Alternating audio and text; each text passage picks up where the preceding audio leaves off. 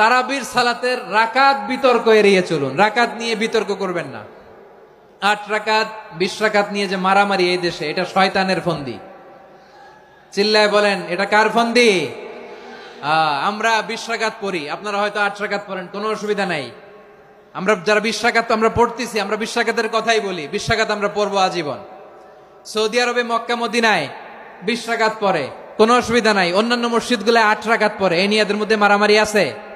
হ্যাঁ, এই জন্য রাকাত বিতর্ক এড়িয়ে চলবেন। প্রিয় ভাইয়েরা, আপনার আমল আল্লাহর কাছে কবুল হবে সংখ্যার বিচারে না উত্তমতার বিচারে? বলেন তো, সংখ্যার বিচারে না উত্তমতার বিচারে? উত্তমতার বিচারে। কত চমৎকার ভাবে আপনি আল্লাহর সামনে দাঁড়াতে পারছেন, এটা বিবেচ্য। রুকু সেজদাগুলো সুন্দরভাবে করবেন।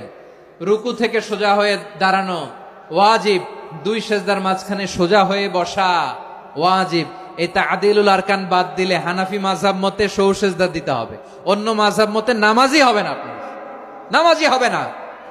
এই জন্য ধীরস্থির ভাবে তারাবির সালাত যেন আমরা আদায় করি। পারা যাবে তো ইনশাআল্লাহ? 3 নাম্বার, তাহাজ্জুদের সালাত আদায় করুন।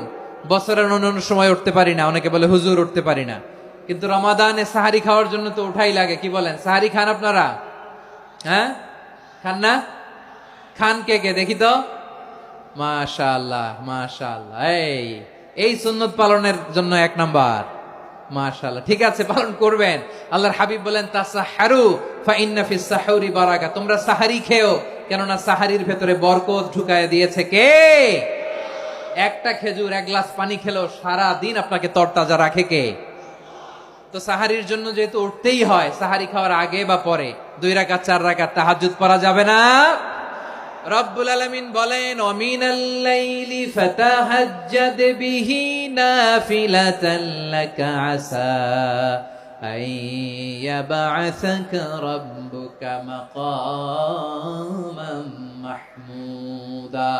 ও নবী, রাতের কিছু অংশ সময় তাহাজ্জুদের সালাত আপনি আদায় করবেন, কারণ এই তাহাজ্জুদ হলো আপনার জন্য নাফিলাতাল লাক, অতিরিক্ত ফরজ। আপনাকে মাকামে মাহমুদে অধিষ্ঠিত করবে কে?